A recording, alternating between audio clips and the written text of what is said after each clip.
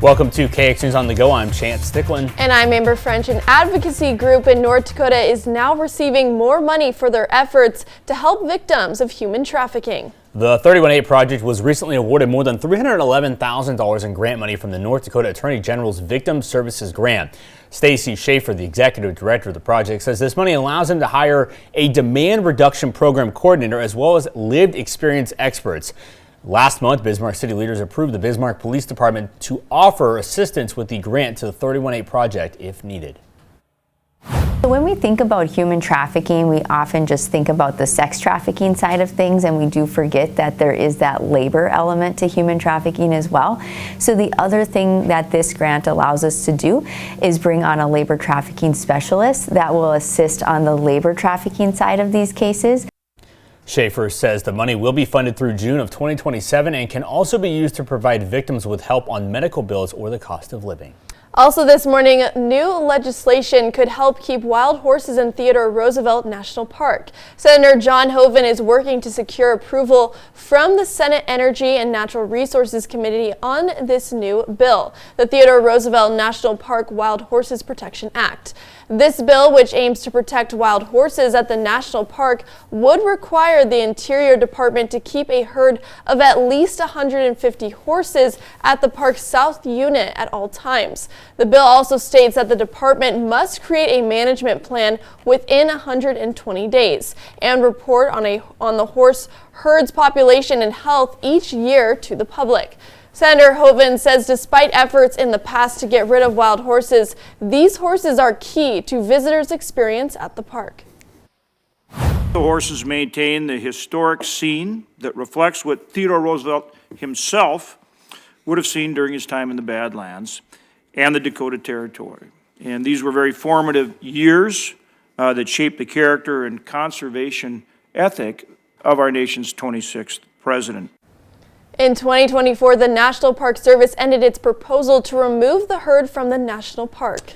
Levels on the Missouri will start to rise because of ice on the river, but this is normal, so don't freak out. Officials with the National Weather Service say folks living along the Missouri River in Bismarck and in Mandan may start to notice ice forming on the river in the coming days. They add that ice formation has already picked up below the Garrison Dam, and at some point ice is going to form south of Bismarck-Mandan, with areas eventually rising up through the metro. Now, once this happens, the river will rise quickly, but again, it's normal. Since 2010, the rises have ranged from almost 5 feet to just under 7 feet, often in 24 hours. However, there is potential for larger rise with the current river level just above 4 feet, so it could rise somewhere between 9 and 11 feet. So people along the river stay ready for rising waters and make sure your boat docks and other property are above the expected water levels. Good morning, Andre. And good morning to you too, Amber and Chance. And it looks like we're starting out our day with cooler temperatures around here with 11 degrees here in the capital city. And we are seeing the winds out of the north and west at 17 miles per hour, a far cry what we were seeing yesterday evening. And we are seeing a wind chill at 6 degrees below zero. And as we head over into our next city, which is Williston, we are seeing those partly to mostly cloudy skies too. But look at this. 2 degrees below zero this morning, folks. So it is rather on the cold side this morning. So make sure that you have your warm gear in order this morning. And the winds are out of the north and west at 3 miles per hour.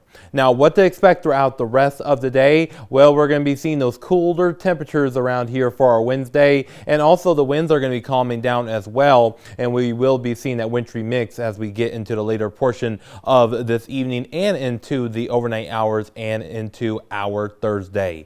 Now, looking at our current storm team radar, we're looking at those partly to mostly cloudy skies this morning, and these clouds are just going to continue to increase as we progress throughout the rest of our morning and into our early afternoon hours. Now, looking at our current temperatures, our temperatures at the moment are mainly in the single digits, in the teens, and again, we do have that 2 degrees below zero there in Williston. Now, as far as the last 24 hours, we have seen a notable dip in temperatures, about 20 to near 40 degrees colder than this time yesterday there in Williston, so it really lets you know on on how far we have seen those temperatures nosedive around here. And looking at our wind chill report brought to you by Absolute Comfort Plumbing and Heating, we're seeing those values in the single digits and teens below zero in a good deal of our viewing area. So again, it is rather on the cold side, so be careful as you progress during your commute this morning. And our winds are out of the north and west about 5 to 15 miles per hour, finally calming on down after a wicked night overnight last night.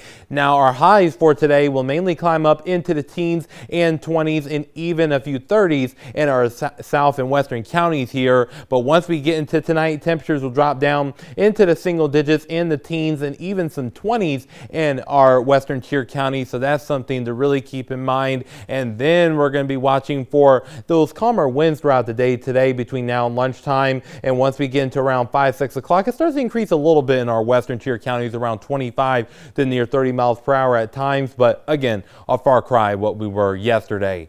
And we are watching for the next potential of seeing some sleet, snow, and freezing rain around here tonight into our Thursday. And this is where we have that winter weather advisory in effect. And we have it for Bismarck. We're going to see it there for Dickinson and Williston, and in around the middle and central portion of the state. Now, as far as the timing, this is 1 o'clock this afternoon. We're going to start seeing some of that snow increasing in our western tier counties, and it's going to be moving into our central tier counties by 6 o'clock, and then into 10 o'clock, we're going to see it move its way towards the eastern side of the area, and then we will see those freezing rain potential in around 4 o'clock, and even some sleet at times around the capital city and into our south and central counties, and then remaining mostly all snow in our northern areas and remaining rain for the most part in our south and western counties. Could be overdoing it as far as this liquid precipitation, but we will be watching this very carefully. And once we get into around 4 o'clock, we will see some lingering snow showers around here, and then improving by the time we get into 8 o'clock on Thursday. Now, looking here in Williston, we will be seeing those temperatures increase into the mid to upper 20s for our Thursday, and then dropping down into the single digits below zero for our Friday here. And we could even see some afternoon snow chances for our Friday, and then single digits below zero will continue into our Saturday,